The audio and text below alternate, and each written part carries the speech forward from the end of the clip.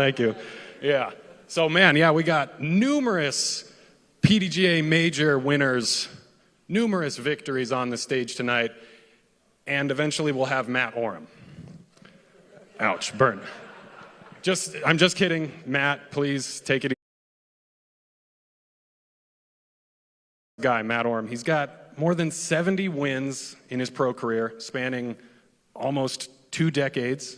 In 2005, Matt finished in 2nd place at the World Championships. Yes.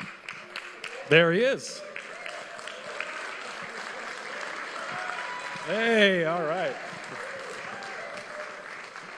Love it. Also in 2005, my mom shaved my name into the back of my head for the first time. Great, great, off to a good start. Okay, so this pro panel, we've got hundreds of questions submitted by fans.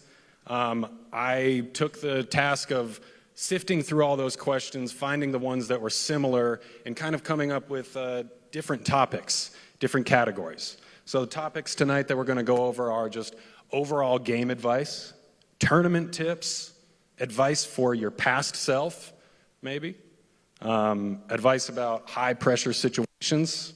What else do we have? We have routines, self-confidence, maybe a couple questions about your own personal journey that the fans might want to hear about. And then last, we'll have like a lightning round with quick questions.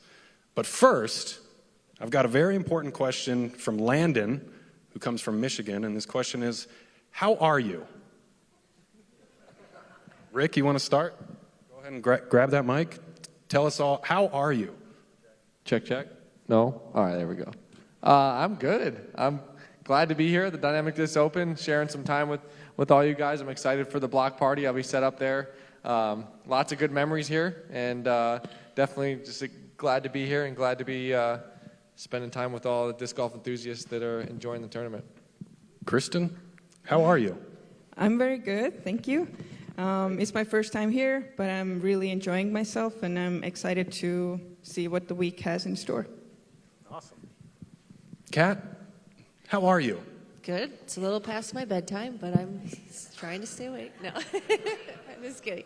No, I'm stoked. It's been amazing to be a part of this event. I remember back when Rusco was in the old little DD shop, and it's been amazing to watch what Eric and Jeremy and everyone has done. So I'm doing good. Good to hear. Paul? I'm working. How are you? I'm good. I'm in a good place. I'm happy. And I'd be lying if I didn't say I'm a little exhausted. It's been a lot of wind this year, but you know, we're here for the DDO, so it's been good preparation for this one, so I'm doing good. Thank you. James, how are you down there? AJ, I'm well. Yeah, it's fun to come to Emporia. You know, Kansas, I wouldn't list super high on like my favorite places, but I come to Emporia and I feel like a celebrity here, and that's super cool. Like, you guys really make us feel special, and that's worth more than a lot of things, so it's always fun to come back. Thank you, James. I like it here too. Matt, welcome. Welcome. Super tough question right off the bat. How are you? I'm dirty. There we go. I was in the middle doing my laundry and I rushed over here real quick. So, well, thanks for being here. Yep. It's good to be back here. Like James said, it's really not the highest up on my list of coming every year, but like I said, it's like everybody here knows me. It's like kind of like I can't even turn on the block without somebody honking and stuff. I guess with my car too, especially. And everything's going good. Just got my plane flight actually like an hour ago before to go to Santa Cruz and OTB. So nice. Going back to the west side. Yeah. It's always looking ahead. Okay, so let's dive into some more specific topics. Some overall game advice. First question from Devin out of Louisiana. Catrina, what is your best practice advice for people trying to improve their game?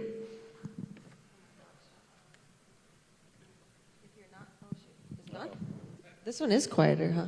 Okay. If you're awake, practice.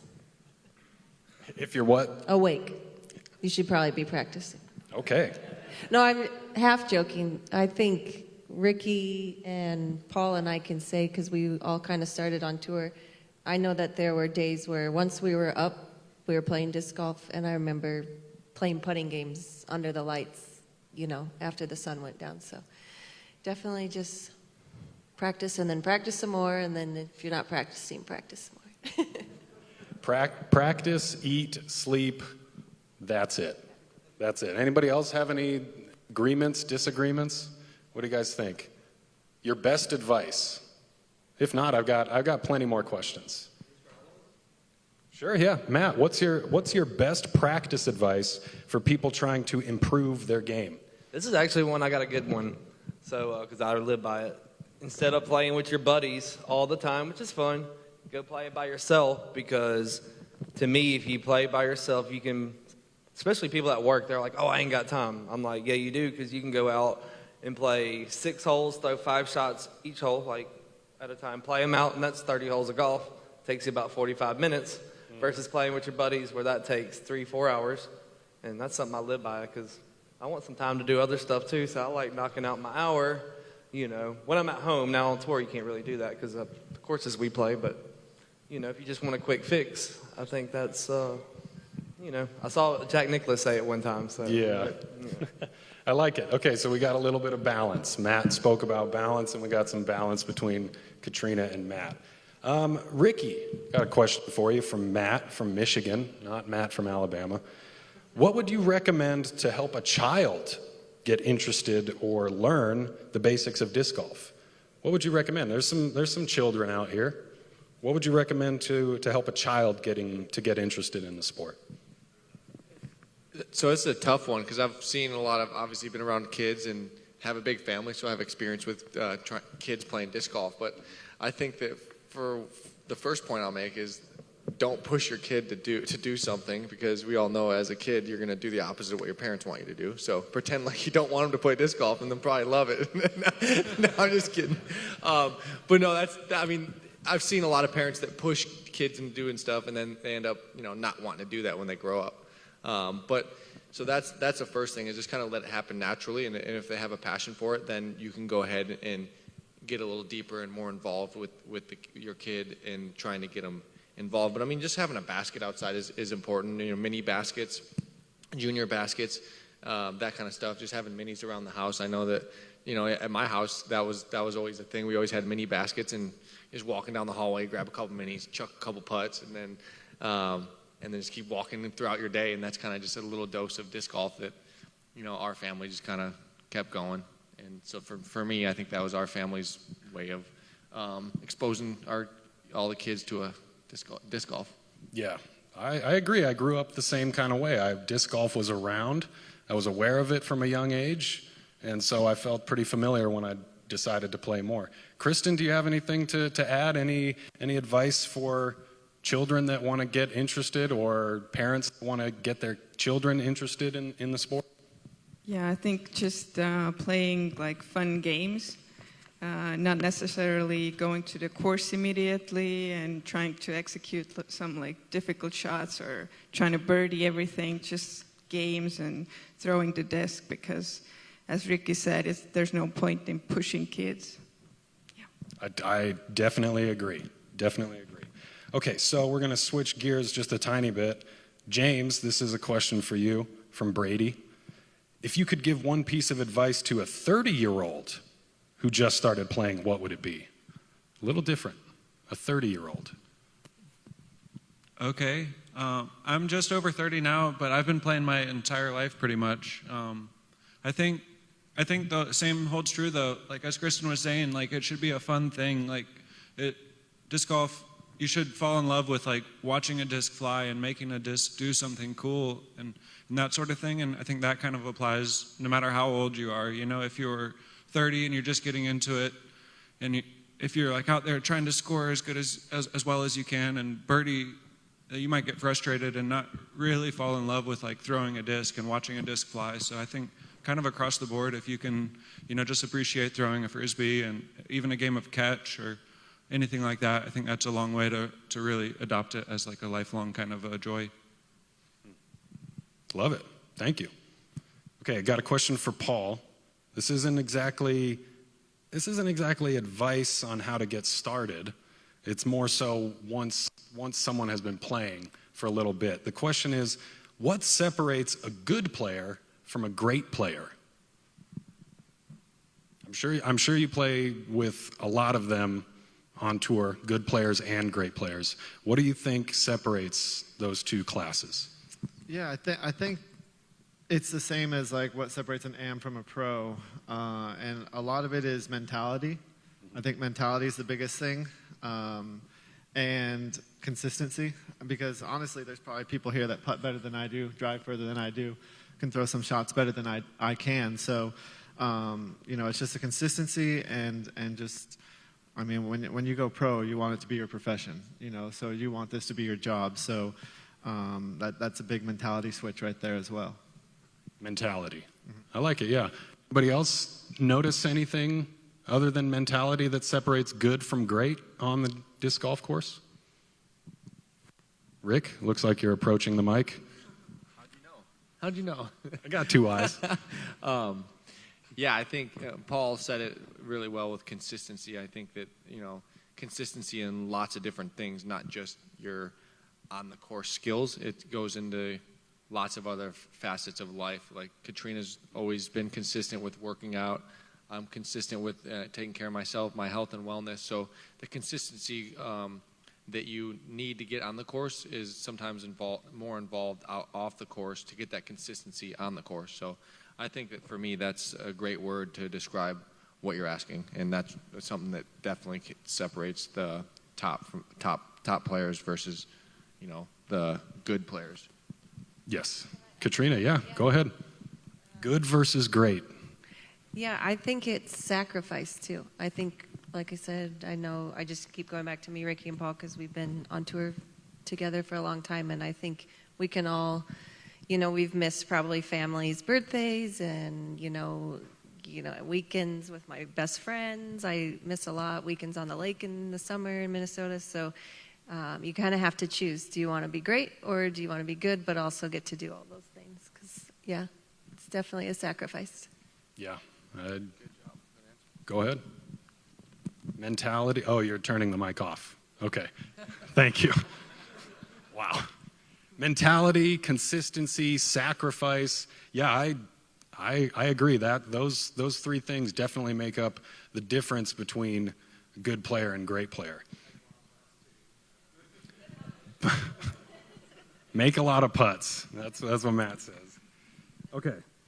So we're going to dive a little bit deeper into the game of golf. We're going to go kind of into the sport. We're going to talk about tournament tips. Anybody playing any tournaments soon? Come on, guys. Tomorrow, literally. That paycheck must be good. Okay. Oh man. So this is a big tournament, the Dynamic Discs Open. Kristin, I've got a question for you from James from Indiana. James writes, no matter how big or small the tournament is, I have early round jitters. And I know it's common, but I was wondering if there's anything that helps you ease the nervousness when playing. Well, I personally think that the nerves are a good thing. It shows that you care, because sometimes I don't feel nerves at all, and I'm like, what is going on? But yeah, I get those too, and I think it doesn't go away. I don't know. It doesn't go away, right? Yeah. Yeah. Yeah, I think it's bad if they're not there, but like what helps me is that I'm out there and I'm there to give my 100%, and whatever happens, it happens, and I will deal with it. Yeah. Okay.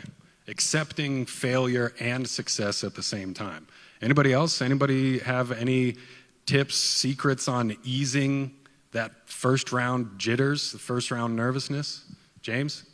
I just wanted to expand a little bit on what Kristin's saying. I completely agree with her. It's like you should feel some nerves, and you should understand that being nervous and being excited aren't really different feelings. It's just kind of which way you're looking at it. So you can be like excited for the chance to compete and excited for a chance to win. And that might come across as nervous, but it's not necessarily a bad feeling, and it can be pretty powerful to use.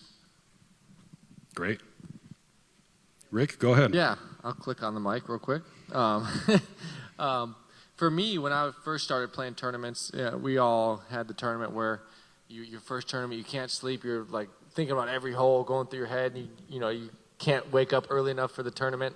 And so getting from that point to playing a bunch of tournaments, I think that for me it was just, you always have that feeling, but you just get a little more and more comfortable. And so putting yourself in that spot and feeling those nerves and just accepting that, hey, this is what's going to happen. If I play tournaments, I'm going to have these nerves, and that's what I'm getting myself into. You feel more comfortable being uncomfortable, I guess, and that's something where you just kind of have to go through that routine of feeling the nerves and then seeing how you react. How do I putt under the pressure? What happens? What can I do to, make this motion as easy as possible when I feel the pressure? And you can only do that by getting in that spot. And then you go back to the drawing board and say, hey, next time I get in a spot, I'm going to think about A, B, and C, whatever it is with your swing or your putt, to say, hey, I'm going to click this switch and say, all right, think about A, B, C, bing, bang, boom, and you're going to make the putt instead of doink the putt under the pressure. Great. Thank you. Man, yeah. Okay, so it seems like the answer to get rid of the nerves is to accept them, face them head on, and just keep going.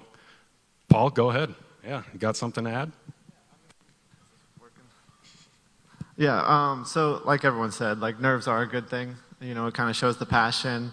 And I think just an easy way to deal with them, it's the love that we have for this game, but it comes to preparation. We're putting ourselves out there, and we're nervous because we can fail at something. We can not perform how we want to perform. So that is, that's nerves, but there's also the excitement of playing a tournament. So the easiest way to kind of, calm those down is know that you prepared, in your practice and your preparation and things like that. So. Trust the process, as some would say. Okay, so best advice is to just keep going, play as many tournaments as possible. Do any of you remember how it felt the night before your first tournament? Anybody? I know it's been a while for Matt. Matt, do you remember what it felt like the night before your very first tournament? Yeah, he's nodding his head. This is almost 20 years ago for you, right? I can't believe he's actually going to take me on this road trip and let me play with all these hoodlum old adults. Because I never played a junior tournaments except for AM Worlds. That was my only junior tournament I ever played. So I always played with the, last group amateurs for a while who were, always had a nickname, not very role models at all. I see. So there's like a little bit of disbelief on the drive there. Is that what you're saying, or the night before? Yeah, I was the like night 10. before. So Yeah. I was like going to Baton Rouge, and I was just excited that I was actually in a group that because adults wouldn't even let me play when I was younger because I was a kid, and so I was like, oh, I get to play in a group without getting shunned, by every adult, Yeah. Anybody else remember their first tournament? Rick, what was your first tournament? My first tournament was, not sleeping, all that kind of stuff. But, fast forward to I think it was like my second or third tournament. I slept through the tournament, and I didn't want to miss it. And my buddy was going to pick me up, and he came to the house, and it was running late, so we ended up leaving. And I woke up at right as his car was pulling away, and I just started running down the street. I can't miss my second tournament. This is not happening. I had my boxers on, just running. It was still dark because we had to drive 2 hours to the tournament away. And I was finally caught up to his car, started smacking on his window. Wow. And so I said, "Stop! Give me 2 seconds. I'll throw some clothes on. I can't miss it." So that was my second tournament experience. Hopefully, everyone's was better than that. How did it feel when you got there? How did it feel when you got to the course, ready to play the tournament? Hopefully you had pants by then. Yeah, I did. I wouldn't have probably been able to play based on PDGA rules, yeah, right? I think that is a dress code violation, yes. I was still a little shook. I don't know. I still felt like I I wasn't supposed to be there. I felt like it was just weird. It took me a while to calm down, but I was playing rec, so I don't think there's too much to lose. True, yeah. Nothing to lose, everything to learn. Yeah, exactly. Yeah, I love it. Okay, so let's see. Let's ask some more tournament questions. Kristin, how do you stay calm and have fun at such a high level of play? Is it possible to do both? To stay calm and enjoy the moment? It's always fun when you're playing well, when you're throwing the shots that you have visioned before, but it's not always fun. There are some difficult moments, everybody experiences them, and once you accept that you're not perfect, you're not going to be perfect ever because you're a human, you make mistakes, you're not a robot. I think things get a lot more easier for you, and I think I've accepted that. I see. Thank you. Let's see, what else we got? Paul, question from Tyler from Kentucky. How do you stay so focused during these rounds that last maybe 3.5, 4 hours? Is it constant peak focus? Give us a little insight. I'm still trying to figure that out, to be honest. It's hard. It's hard to stay focused. It's one of those things, and it's so cliche to just say it's one shot at a time, but that's really how you have to look at it. And how I try to break down focus on the course is as soon as I step up to my lie, that's when I need to focus, essentially. It doesn't matter what's going on in the walk to to my shot or the walk to the next tee and all that. That's kind of when you want to forget everything else. And as soon as you step up to your lie, that's when you want to focus, because it is so hard. You can't focus for 3, 4, 5 hours, however long the rounds are. So it is a difficult thing that I still want to work on. I'm sure everyone here wants to still work on, or else we'd be on our A game week in and week out. So just try to make it as minimal as possible where you need to focus. Okay, I see. So it comes and goes. It comes and goes. You can't just stay clenched for 4 hours, white knuckling the whole round. What? No. Yeah. Yeah. I'll add a little bit of insight if nobody else. But I always heard Climo talking about how someone asked him a question one time, and they're like, "How do you stay focused for 4 hours, like you said, for a long round?" And he said that if you focus, like what Paul said, for only 20 seconds or whatever for your shot that you're throwing, you look at the shot, you dissect all the variables, and then you throw the shot. It's only 20 seconds times, however, hopefully not very many throws throughout the round, and that's only like 30 minutes as opposed to 4 hours like your round is. So, like Paul said, it's a lot easier to focus for 30 minutes than it is for 4 hours. Gotcha. Thank you.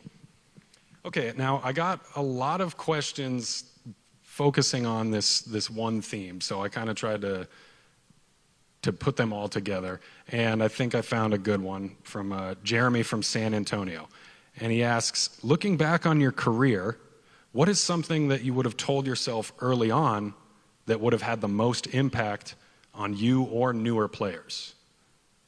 So now that you guys are here on this stage, no pun intended, but at this high level of competition, is there anything that you can think of now that you would tell yourself 5 years ago or 10 years ago? James, anything? I know that whatever you would tell yourself you can't really act upon, but maybe you could tell someone who just turned pro.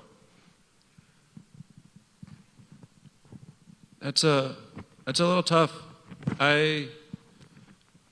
Honestly, like 10 years ago, I didn't really know that it was like possible to be a pro disc golfer. Like I played open, but I didn't really follow the scene, and until about 6 or 7 years ago when I started to tour did I actually realize that it was an option, and there's I feel like there's a lot of people that make a living on tour without necessarily making it through their tournament earnings, so that's also an option.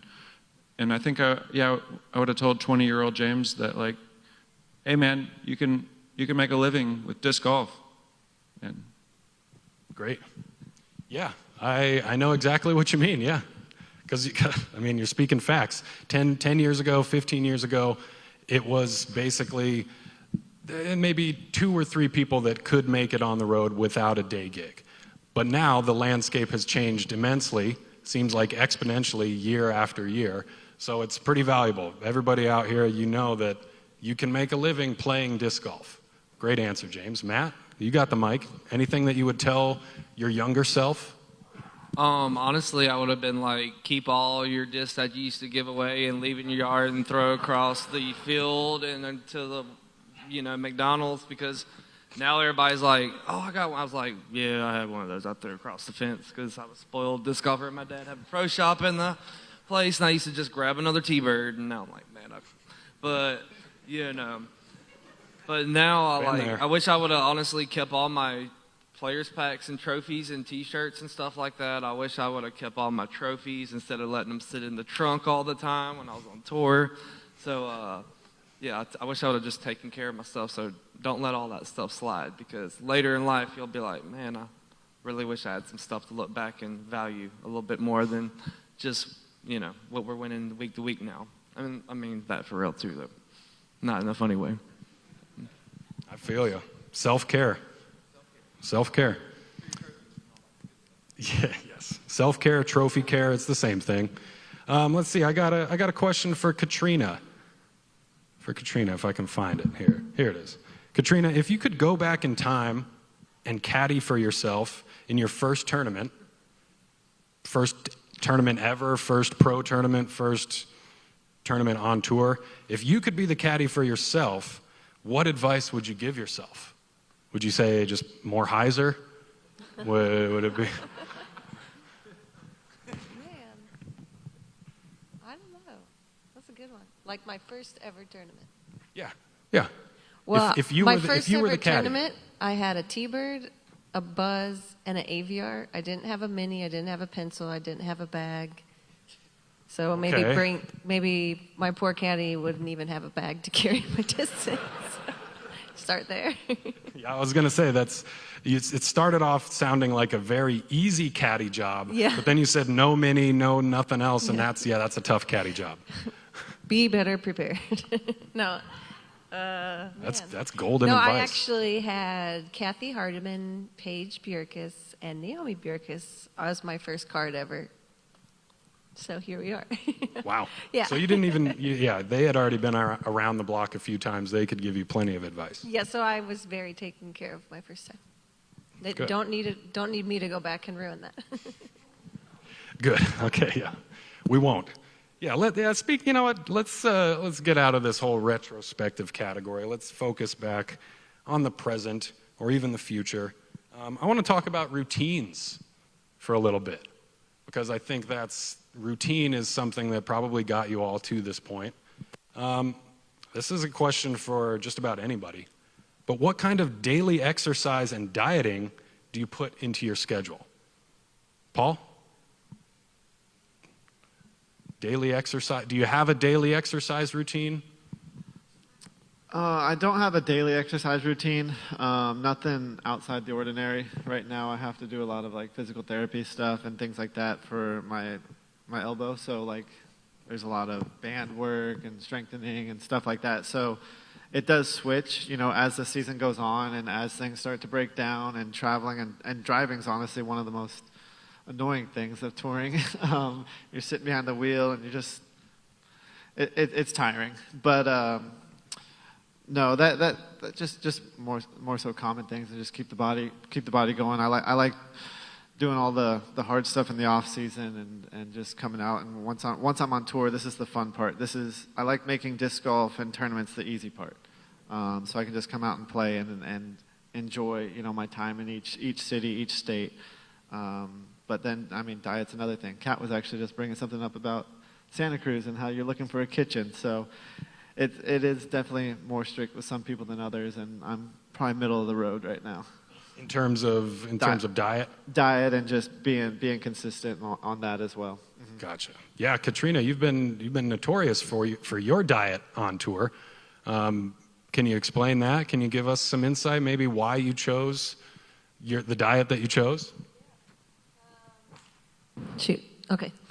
I was actually driving and was listening to a podcast of a doctor who was talking about the carnivore diet, and it just kind of clicked with me. And I had tried gluten-free and was borderline maybe going to try vegan and all these things. And just the way he explained it, that if you took away grocery stores, gas stations, fast food restaurants, where would you get food? And we'd have to hunt.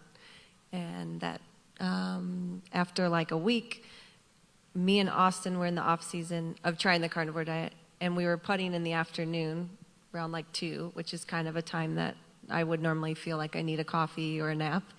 And I just turned around to him.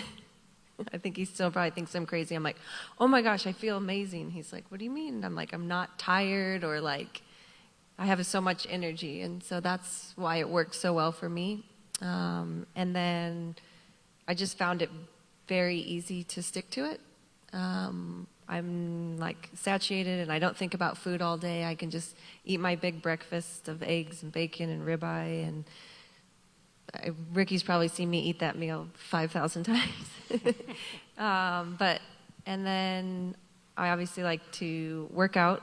It's just a way, I enjoy it and I feel like it's beneficial. I'm older than most of the women I'm competing against, so I think it's an advantage for me to stay in the gym.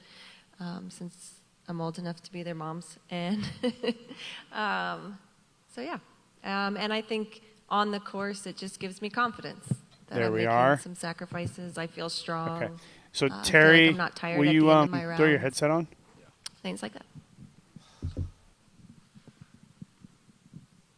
For me, it's been obviously, I don't know if you guys know, but the Disc Golf Strong, he's been contracted out with the Pro Tour, and he's given a lot of the players disc golf specific workouts and off-season workouts where basically you're training disc golf specific muscles and disc golf specific warm-ups before the rounds to warm up all the body parts you're going to be using, your hips, your arm, your shoulders, all those different muscles.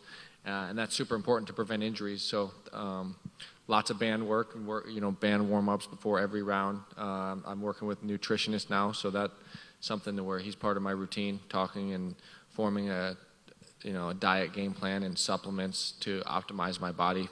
And so yeah, having a team of people that help you is super important. You can delegate certain things to professionals in the field to bounce ideas off of and just form a game plan to allow me to perform my best and be healthy and do what I do. Great.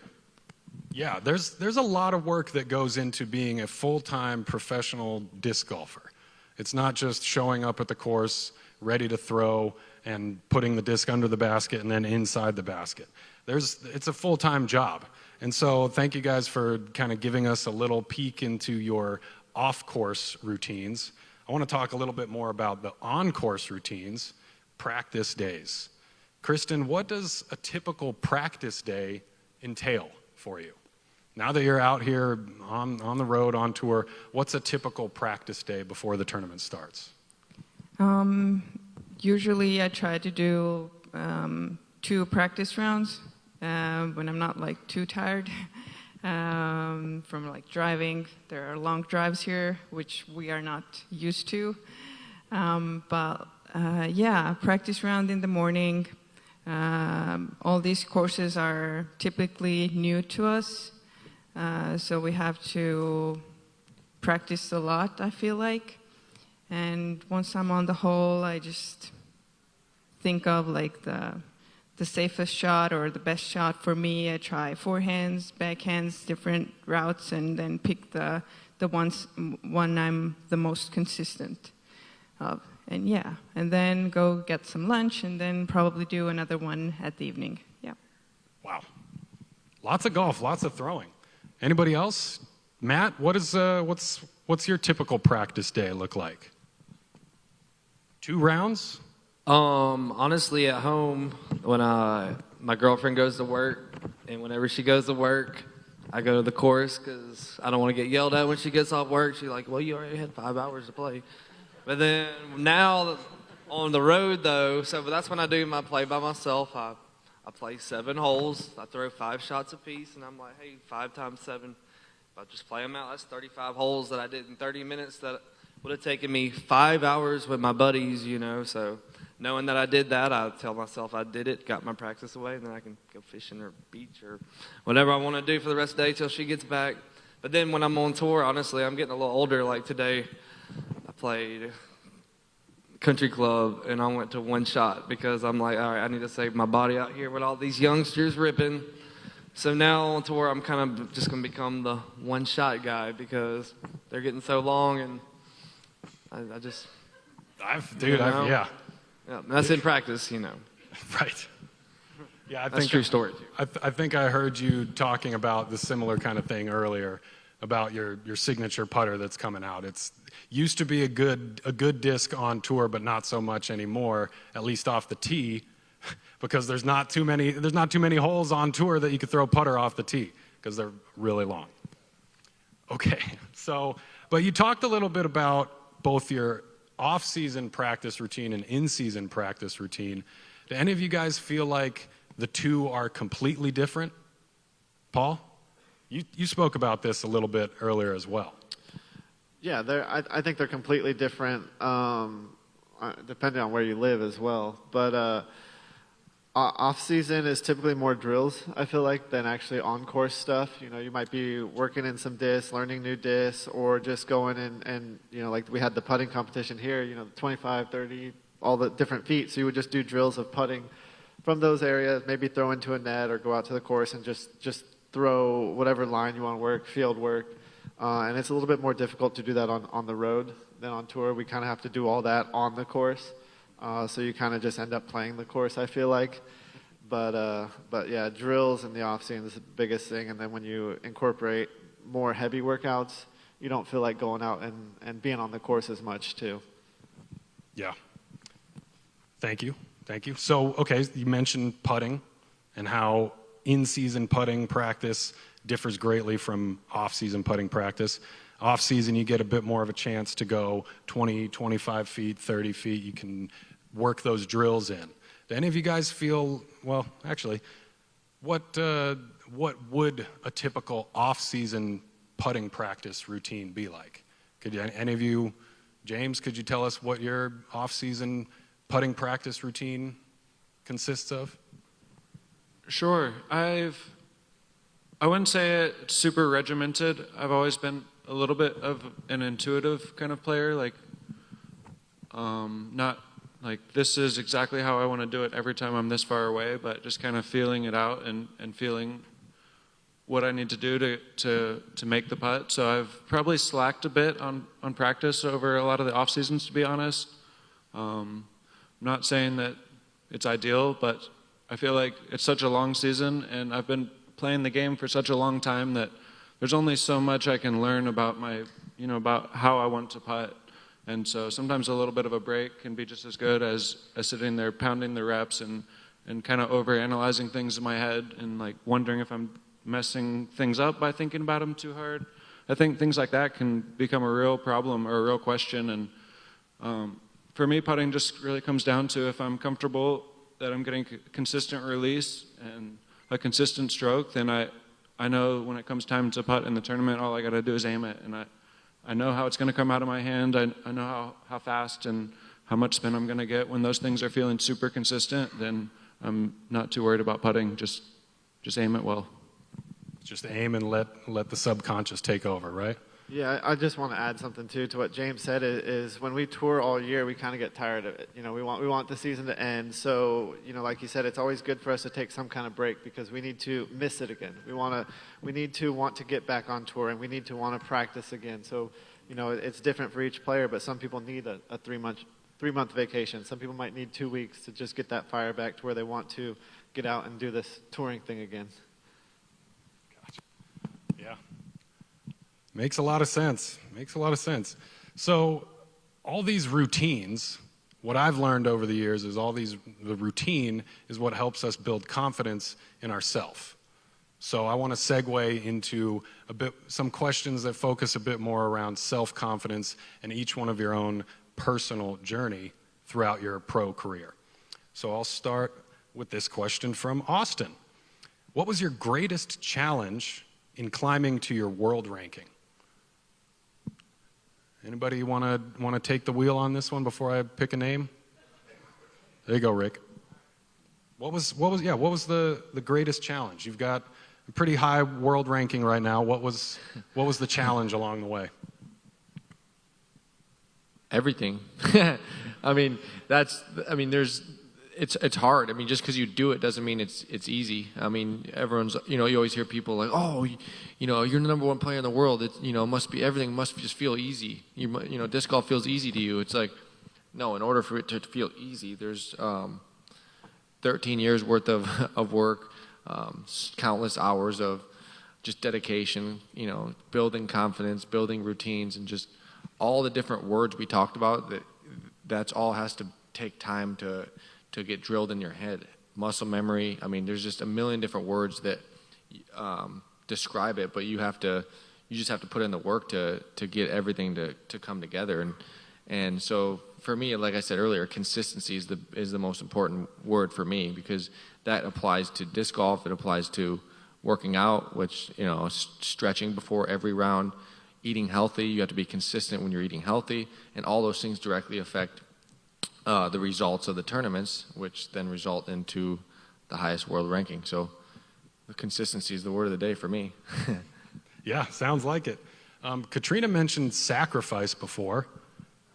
Do you feel like that was a pretty big challenge? Can you speak on that a little bit more? Yeah, will you say the question one more time so I make sure to answer it correctly? Yeah. What was your greatest challenge in climbing to your current world ranking? That's such a good one. Huh? Yeah. Paul's going to answer. Sure. I'll answer something while she thinks about it. But, everything that Rick said, as a competitor, if I want to beat Rick, I have to do more. So whatever Rick is saying, he's doing, for me to feel confident, I feel like I need to do more than him. I need to work harder than he's working. I need to put in more practice hours. So, it's almost like a never-ending climb, because he's pushing me to get better, and then if I pass him or I'm getting close, he's going to want to do more. So it's like a never-ending climb. Confidence is a big thing in disc golf and all sports. So it's a tough thing to conquer. Yes. Yeah, it is.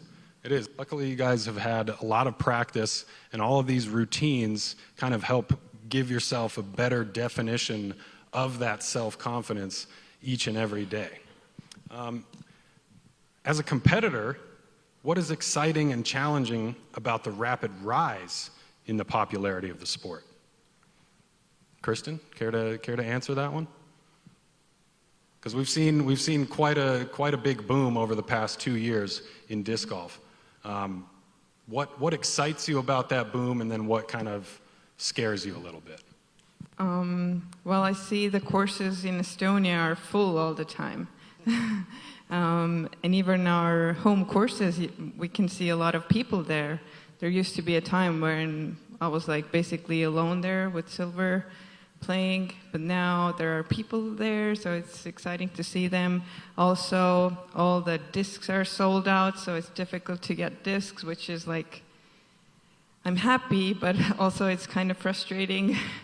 And also, I think seeing this growth allowed me to get a much bigger contract, which allows me to be here a lot more, to be part of the biggest events in the States. Obviously, they're here right now. I hope it will come over to Europe as well.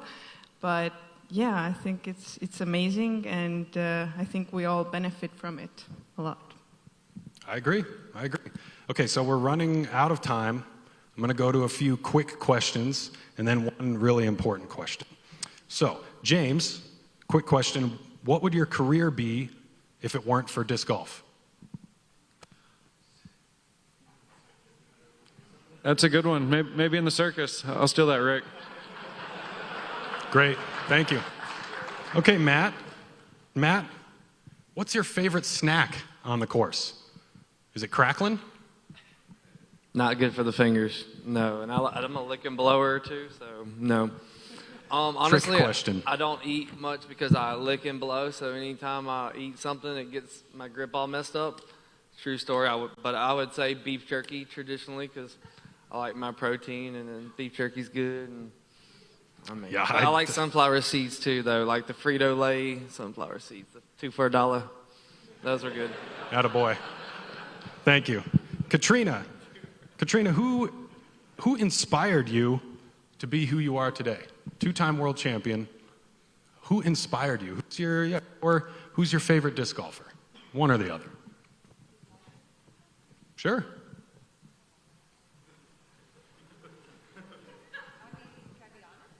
Please, I would love if you were honest right now. No, I felt like I wanted to be someone. I wanted to take women's disc golf and the image of disc golf, and I think I said it in my world speech last year, and like show the disc golf world what I felt like a dedicated true athlete was. So I guess I kind of inspired myself through the women that I looked up to in like tennis and golf and other sports. Great. Self-confidence. Let's see. I got a couple more. Oh, boy. Kristin, quick question. If you could only throw one disc for the rest of time, what disc would you choose and why? Just one disc. Just one disc. Oh my gosh. Well, I go with the Pure. It's a very very good disc, and you can throw it anywhere. It goes very far. It's glidey. It's a good disc. Thank you. Okay, Paul, quick question. Which tournament win is your favorite? You've had a few. Oh, man. Which tournament win was my favorite? Just one.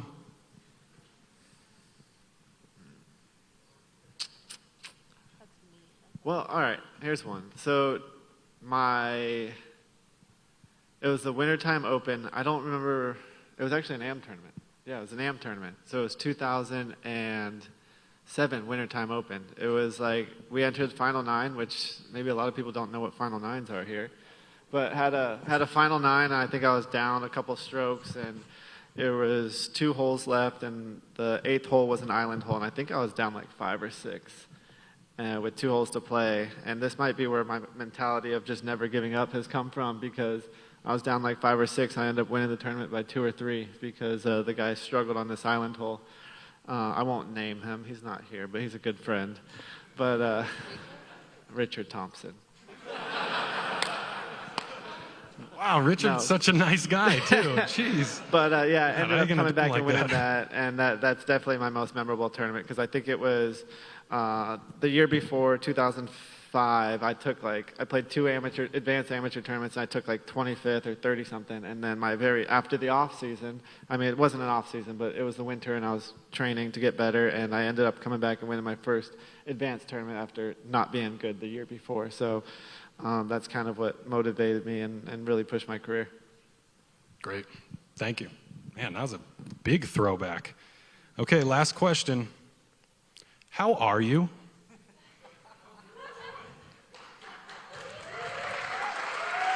Great. Thank you, everybody. That's the pro panel. Ricky Wysocki, Kristin Tattar, Catrina Allen, Paul McBeth, James Conrad, Matt Auram. Give it up. I love you, Mom. All right, I got a surprise for you guys. I got some slammers. How did you guys know what was happening here? I got one upstairs. All right. And all right, I wish all you guys could get one right now, but and just so everyone knows, oh my God.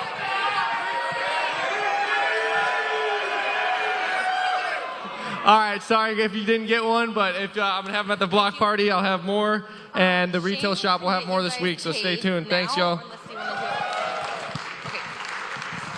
Also, just so everyone is aware, they will be signing 300 commemorative discs this evening, and they will be available for sale at the Dynamic Discs Pro Shop, just right down the street here later this week. There's only going to be 300 of them. Fun facts.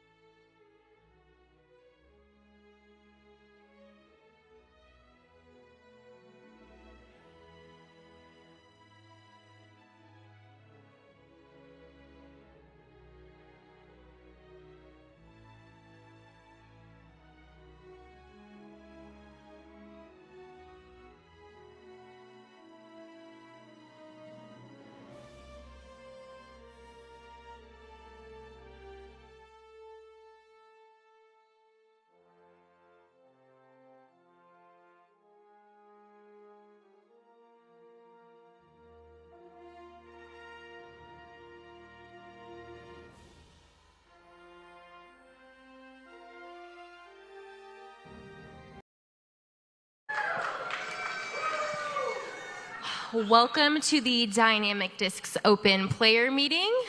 This is the 2022 version. I'm going to have you all rise because we're going to rise and stand for the national anthem. Scott Weichel.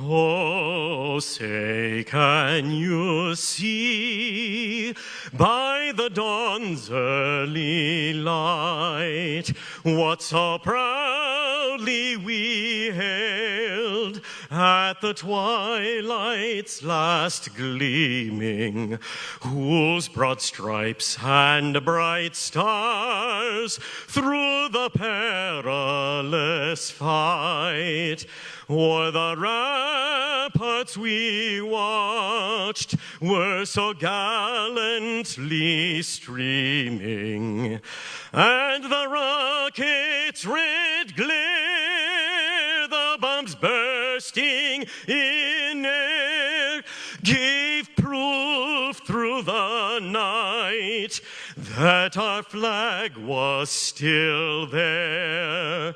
Oh, say does that star-spangled banner yet wave o'er the land of the free and the home of the brave?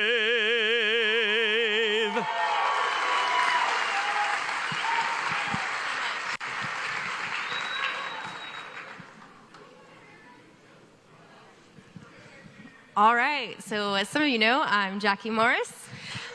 Hello, also known as Jackie Mo. It is an honor to be the 2022 Dynamic Discs Open Tournament Director. This is a great, amazing opportunity. I'm very glad to be here. We have a special welcome from a friend.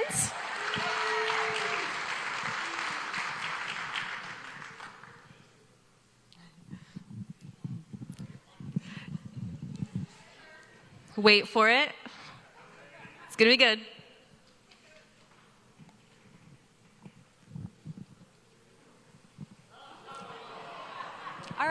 All right. So how much does a polar bear weigh?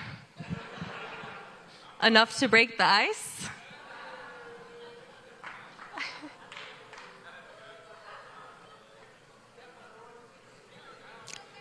Okay, button.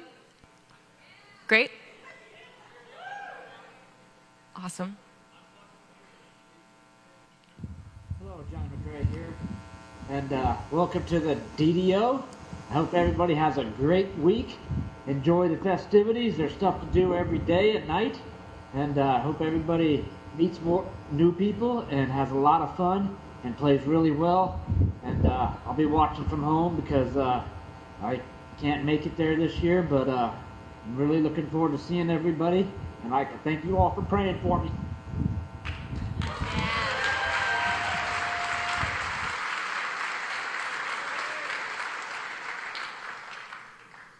All right. On behalf of the Emporia community, welcome. Emporia starts buzzing about a week before this event happens every year. You can just feel the energy in the air. Everyone gets really excited. The community is so happy to have you all here.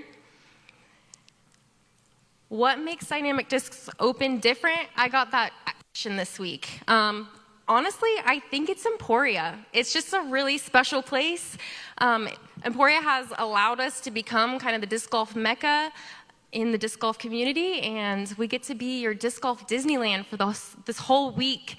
Thank you so much for taking, your vacation time and saving money to be here. We really appreciate it, and I know that Emporia does as well. I've got a few special sponsors to thank for helping us make this happen. Zuka, Bushnell, and Made First. You guys are going to see some really cool things out on the course this year. Made First helped us make that possible. Brown's Shoe Fit Company, they're actually a local business, and all of the A-tier competitors, you got a voucher to their store here in town. So if you're looking for some new shoes, go check out Brown's Shoes. And of course, our manufacturer sponsors for helping us make this happen, Latitude 64, Westside Discs, and of course, Dynamic Discs. But it doesn't stop there. We have all these sponsors and they're great, but we also have a great support system as well.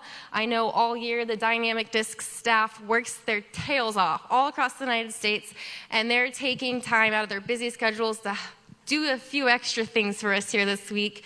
I know the Dynamic Discs headquarters was really excited to see everyone stamp their disc today.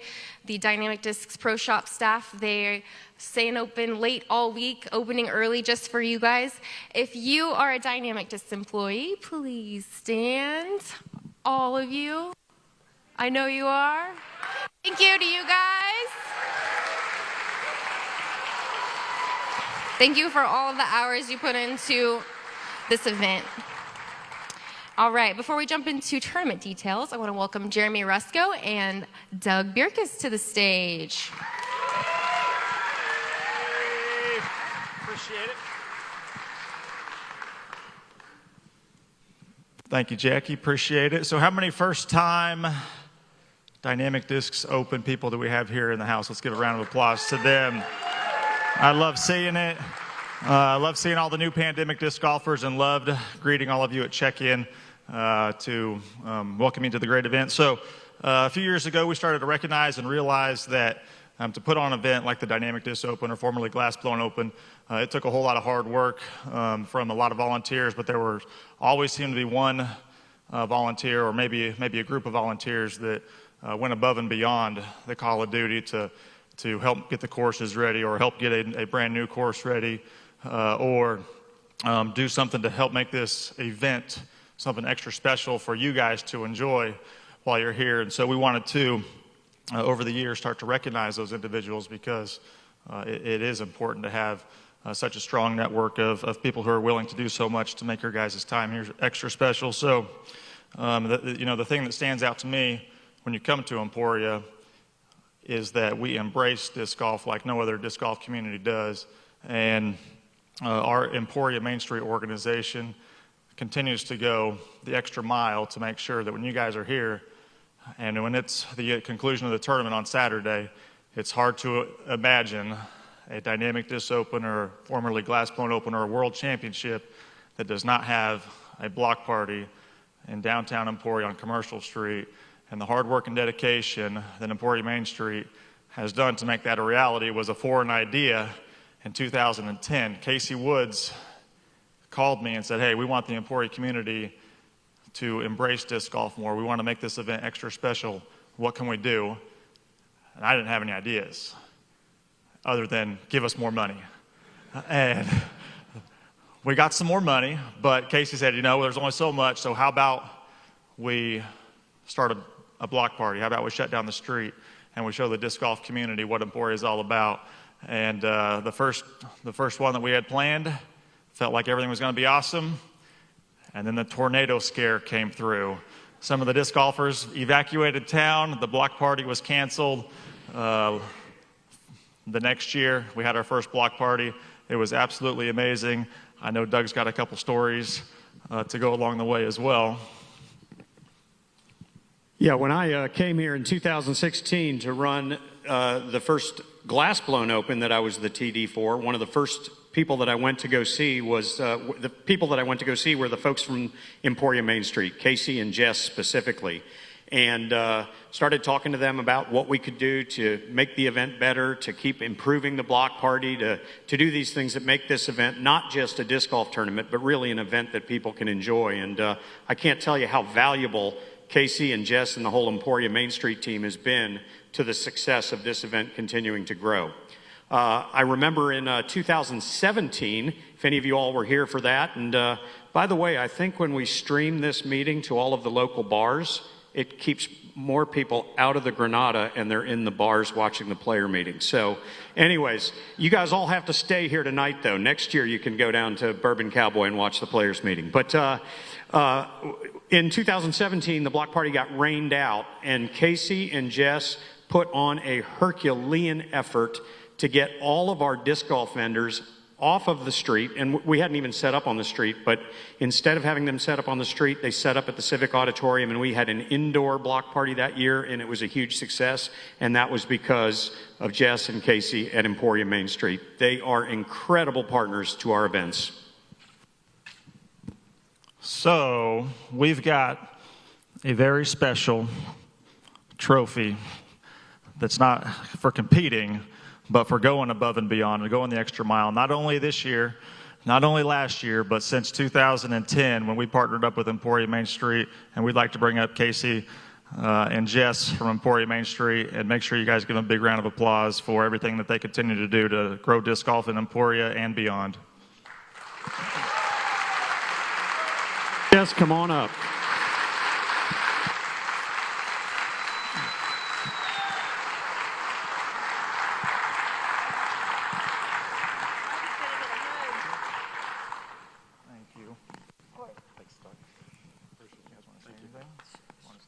Probably does.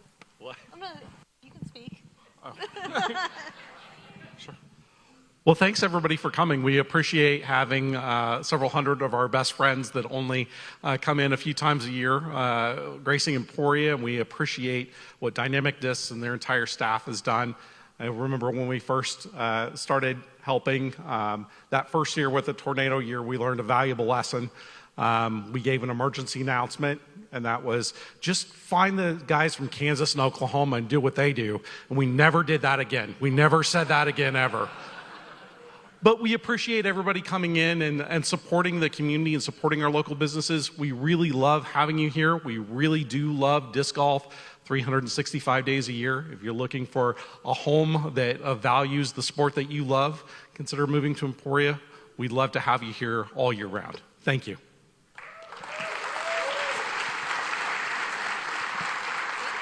You guys are awesome. So in conclusion, I just want to take just a moment to tell you guys how much we appreciate you guys committing your entire week here. Our purpose at Dynamic Discs is to enrich lives through disc golf, and I truly believe that if you guys are here today, in some way, shape, or form, your life has been enriched by disc golf, and I hope that this week, while you're out here competing on the course, while you're interacting with your fellow competitors, while you're soaking in all the events in the evening, you're going to establish some lifelong friends. And I really just hope that you guys can find that extra special moment here and enjoy your time. So disc golf for me and my family, it's been an amazing adventure. It's brought us together, closer together as a family. My entire family is here in Emporia. And that is because of the support that you guys continue to give to Dynamic Discs, to the Dynamic Discs Open, and just to the support of disc golf in general. So keep doing what you guys are doing to grow disc golf. I appreciate everything you guys do. Have an amazing weekend. Thank you, thank you, thank you.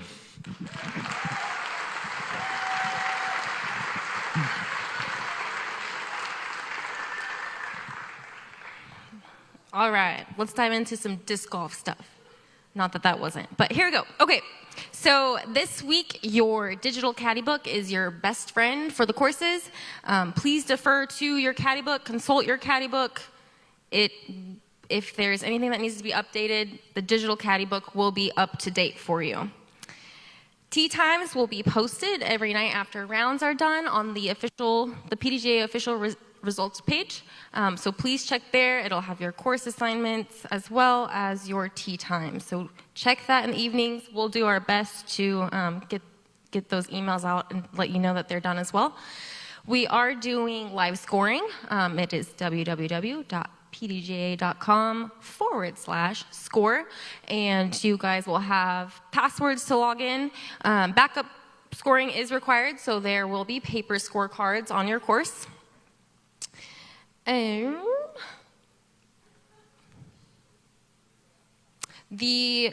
Your course assignments and pools are on dynamicdiscsopen.com if you need to find them. It's in your caddy book as well. It's also right here if you need to take a picture really fast.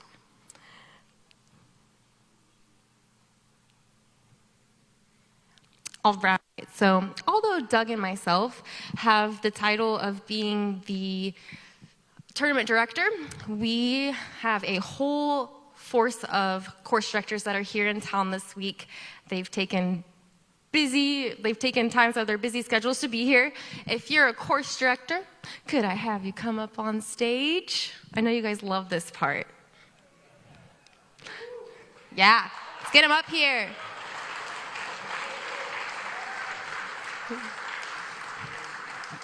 They gave me not so happy looks, but I gotta recognize these guys and women. All right, these are our 2022 Dynamic Disc Open course directors. There's a long line of them. They're just coming right up here. Yes.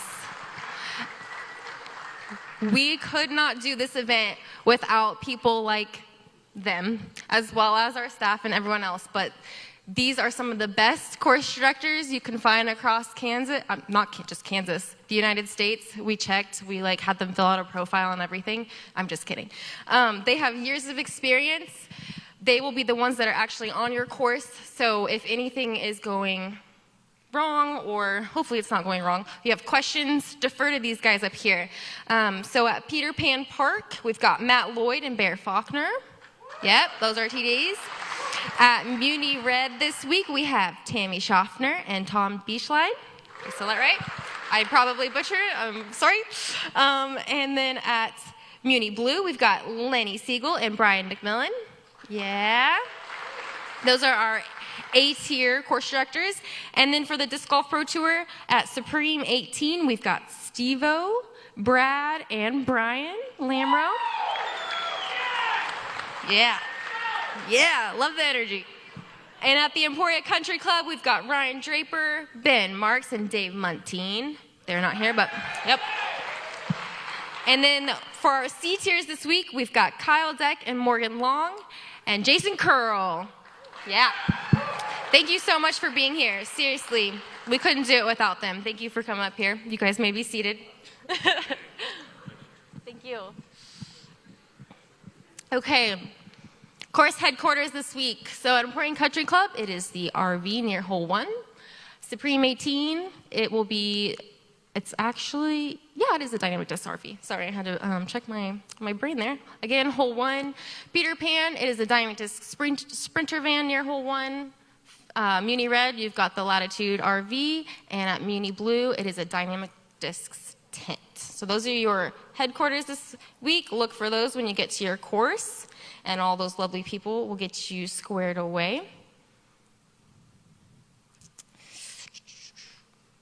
Okay, so at Muni Red and Muni Blue, if all the A-tier competitors are playing out there this week, there is special parking. So please do not park on the north side of the road. Please park in the parking lot. And if it is full, please park on the south side of the street. We don't want to park on the north side because that comes into play for the course. We do have some caddy book adjustments. These are updated now in the digital caddy book, but I just wanted to point them out because we made recent updates. Hole 8 at Peter Pan, the drop zone is inside the stone structure. It has been outside for several years, but it's actually inside. The Disc Golf Pro Tour Caddy Book is the official caddy book for FPO and MPO fields, and there is no relief granted from the course assets. If you see one of these cones this week, don't park by it, okay? Doesn't mean park by it, it means don't park by it. We've got these out in certain spots, again, just to block off the course where people might be throwing, things like that. Please do not park where you see these blue cones. Okay, so as many of you may know, I served as the volunteer coordinator for several years. So volunteers are really special to me. These people are taking time to be here this week to literally just volunteer and be on the course and help you guys, your pace of play go faster, everything. So if you see someone wearing a light blue shirt this week, please thank them. Again, they're here just giving up their time to make it easier for you guys. Do we have any volunteers in here tonight? Maybe? I don't know. Let's just give them a round of applause. Thank you so much for volunteers.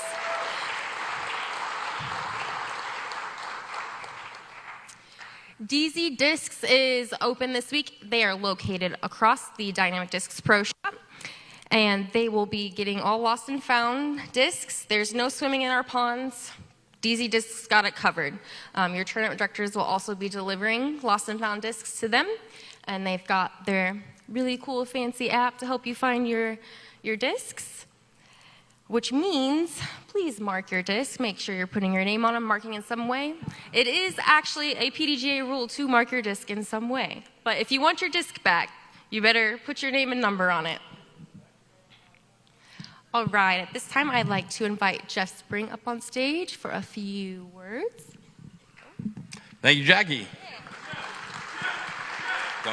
Don't start with me. That's probably AJ. Ignore him. I'm up here really to show thanks and support. First, I want to thank Dynamic Disc, Jackie, Doug. It's been a fun couple months planning to get to the week. It's been a long journey. The courses look great. We're really psyched to be here. In Emporia, I also want to thank Emporia. This is Disc Golf USA, really unique to our sport, to our industry, and we couldn't be more thrilled to be back here. This is actually the second Disc Golf Pro Tour event. In 2020, this restarted the Disc Golf Pro Tour after the pandemic shut us down for, I don't know, like six weeks, something like that. Maybe no, it's like more like 10 weeks. But it was really great coming here and knowing that we had such an experienced crew of professional event producers to rely on when we restarted the tour. And then now that we're working so close with the PDGA as the official tour, we're thankful to inherit this from the national tour and continue the tradition here in Emporia for years to come. This is a special one ever since the GBO days. I mean, this was big when I got into the sport. And it's really special to be here for us. I also want to give a shout out and thanks to all the AM competitors. I know they're separate competitions, but we're always excited when there's big festivities and everybody comes out and enjoys, you know, the event as a group. So I want to give a big shout out and thanks for coming out and being a part of this giant circus, which is a lot of fun. Yeah, and really thankful in general, looking back on 2020, to be back out running the Disc Golf Pro Tour without a lot of the restrictions, kind of be over the hump, we hope. And moving forward, there's a lot of growth in our industry. As a tour, we're always striving for continual improvement. Same with DD, and we always want feedback. So if you ever have questions, thoughts, feedback, please give it to us, and we're going to keep trying to grow and improve. But in the meantime, we're really thankful to be here. Thankful for where the sport's at and the growth in the industry. Thankful for all the competitors here today. And we're really looking forward to a great week out there on the courses. So we'll see you out there, and thanks again. Thank you, Jeff. Okay, A-tier competitors. You guys have one of my favorite things. It's called Win Your Card Prizes this week, and these are our sponsors for that. We've got Disc Golf Center, Phoenix Discs, and Infinite Discs. So if you win your card on your course, you'll get a nice little voucher, and you'll take it to our pro shop, and you'll get something special from one of these sponsors. Your A-tier competitor badge gets you a free chocolate bar from the Granada, as well as stamp your own disc. They are stamping discs again tomorrow. Thank you to our hot stamp crew for getting everyone their discs stamped. Some of our player pack sponsors. What do you guys think of the player pack? Pretty cool, right? Yeah, all these people made it a part of it. Trilogy Chalk, Birdie Fuel, 1010 Discs, Phoenix Discs, and whale sacks, as well as T-box socks. One of my favorite items is actually the whale sack, so I hope to see you guys using that. Yeah. Thank you to all these special people who help us make this possible. There's the community, Emporia community it's great. We couldn't do it without them. We also want to thank Caldwell Banker for delivering all lunches to our volunteer and event staff this week. ValueNet Fiber is streaming live coverage all week on Channel 3. So there'll be recaps of things in the past. Okay, yeah, we're just skipping board here. Anyway, ValueNet, Channel 3, if you guys are at any of our local restaurants, the pro shop, bars, they will be playing live coverage for you.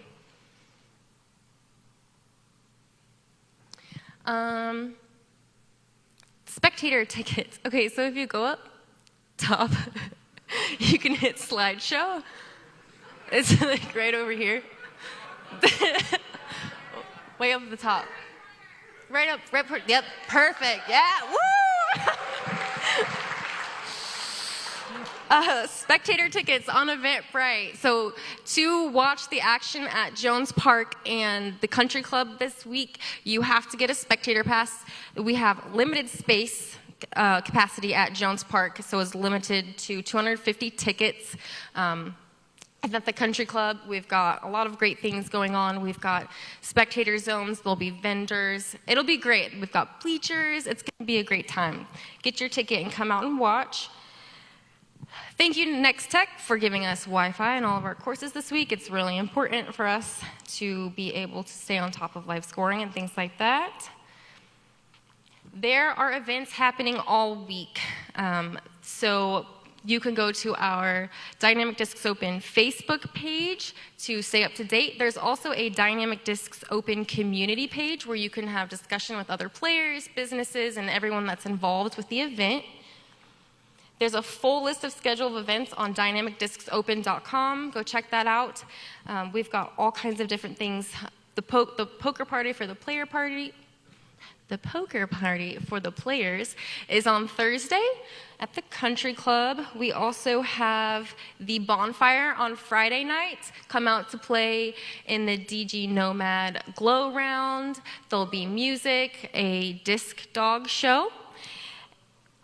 There's also Bourbon Cowboy. They are providing a lot this week. They've got mini golf, free pool, live music, and they're also our beverage vendor for Saturday night at the block party. There'll be vendors, all kinds of disc golf vendors.